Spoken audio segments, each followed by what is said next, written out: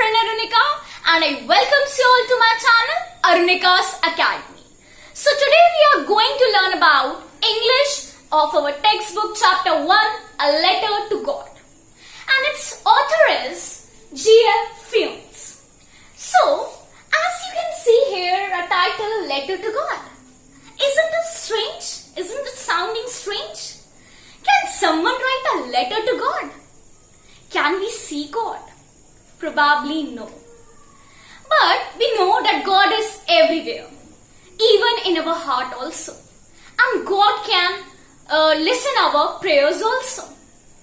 So this is a story about a small farmer who is a very simple and a very hardworking farmer. And he has a firm belief in God. So he lives in a valley or in a top of the hill. He has a small house. So he has a field in which he has grown crops of corn field. So his cornfield is almost ready. The only thing he wants a little shower,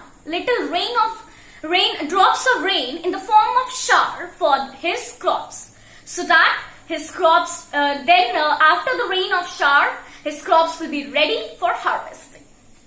So he was sitting in his field and thinking about all this.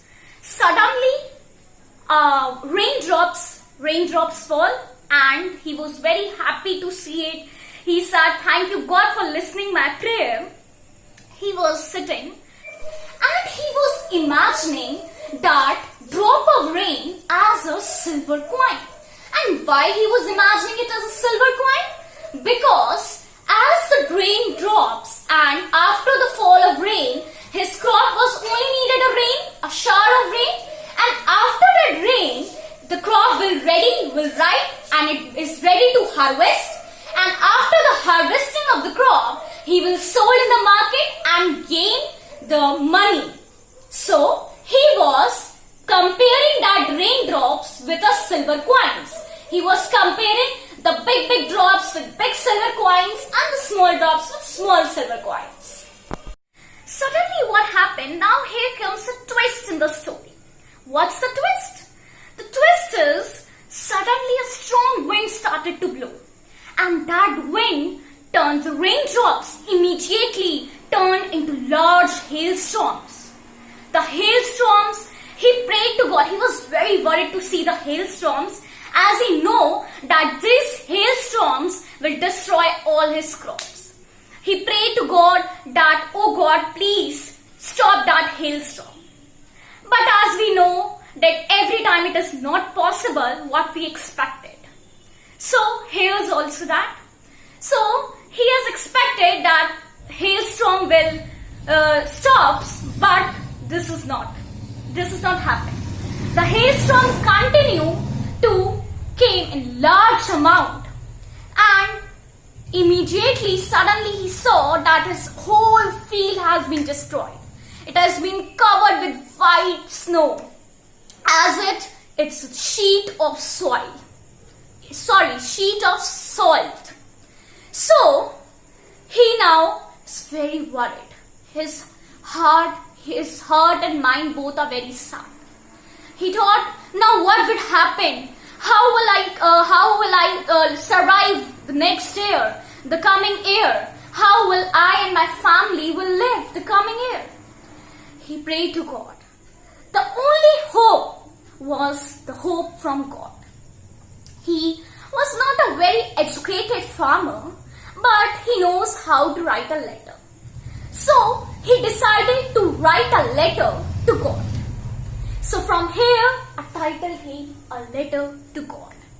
So he decided to write a letter to God, and in that letter, he writes the whole description of how the rain comes and how it suddenly converts into hailstorm and destroys all his crop. He has used one phrase, plagues of locust. Here, plagues means a group, and here locusts are the insects which destroys the crop. So he said that a plague of locusts means a group of insects who destroy the crops, the group of crops does less harm to his crops than a hailstorm does. Due to hailstorm, not a single grain of crop is left in his field. All is destroyed, nothing is left.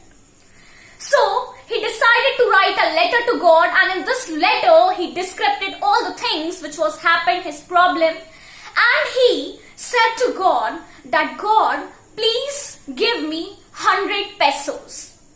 Here, pesos is a currency of Latin or America, right? So peso, he has demanded God, please help me, please give me 100 pesos so I can buy new saplings from it and sown it, until that I can survive my family. I can feed my family to that money. So, and then the next Sunday morning, he immediately go to the post office and he mailed that letter in the post office. Then, what happened? Now the scene came to the post office. What happens to the post office? I will tell you that. So, in the post office, the postman, all the post office employees are busy in searching in taking the letters and posting into the respective addresses. So, the postman, one post office employee see that letter. The letter states, to God from Lensho. He was very surprised to see that address, as he has never in his whole career or never in his life, he has read about this letter or he knows this address, a letter to God. So, he laughed, and then he take that letter to the postmaster. He gave that letter to the postmaster and said, see, what is this letter? I have never seen in my career this type of letter and this type of address. The postmaster see that letter. Firstly, though, he also laughed, but then he became serious. A postmaster was a fat, amiable man. Amiable means pleasant, of loving nature. He was of jolly nature, and he was very kind-hearted also. And he has also a firm belief, he has also belief in God. So, now after a little laughter, he becomes serious about this letter. As he opened the envelope and reads the letter, he becomes serious, and now after reading the whole letter, he understood the problem of the man Lensho. He was very moved by the letter. He thought to help that Lensho. So what happened? He collected his savings, and he also asked his colleagues or the post office employees to give some or the other amount as a part of the donation. So they all collected the money, but it was very impossible to collect 100 pesos altogether. So they have collected the money, they are only 70 pesos. But what they can do? So they decided to only send 70 pesos to Lensho. Now what happened? They put the money in the envelope and put it in.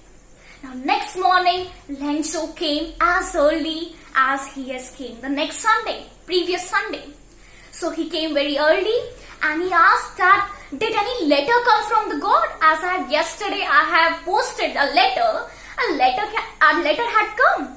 So a post office employee gave a postman gave a letter to him. That yes, a letter has came and he gave it. So when the postman office employees or the postmaster has thought that Lensho will be surprised or feel very excited to see that letter that, oh, God has helped me. But nothing was that as they have expected. There was not a certain sign of satisfaction or excitement in his face. He was very normal, his face was very normal, and he opened the envelope and he counted the rupees, the money. The money was 70 pesos. He was very angry. He thought, oh God can never make a mistake, or God can never send the less amount of money. as he has demanded 100 pesos. So he thought the post office employee has only stolen his money. There is one more twist in the story. He thought that the post office employee has taken their money or stolen their money. He was very angry. Then what happened? Once again he wrote a letter to God, and in that letter he states that, "Oh God, please, you have sent as I have demanded 100 pesos, but it came to me only 70 pesos. So please God, send me rest of the money, rest of the 30 pesos as I needed it very urgent." So, but God, he has demanded in the letter, "But God, please do not send the money to the post office employees, because they are the bunch of crooks and they have stolen my money." Here's the twist. They said he has used the appropriate word, that is bunch of crooks. He said that the post office employees are a bunch of crooks, means a group of cunning person, clever person, and they has only stolen my money, rest of the money. So here our story ends, and this story has a most important figure of speech, that is irony. Here is a situation of irony. How is it? Is it that the post office employees, what happened in irony? In irony, the situation has been reversed. So here the post office employees has helped Lencho, but Lencho thought them the thieves, that they have stolen their money. So here is the condition of irony. So guys, hope that you have understand this chapter very clearly. So that's all for today. Then my next video we will discuss the question answers of this chapter. So that's for today. Thank you.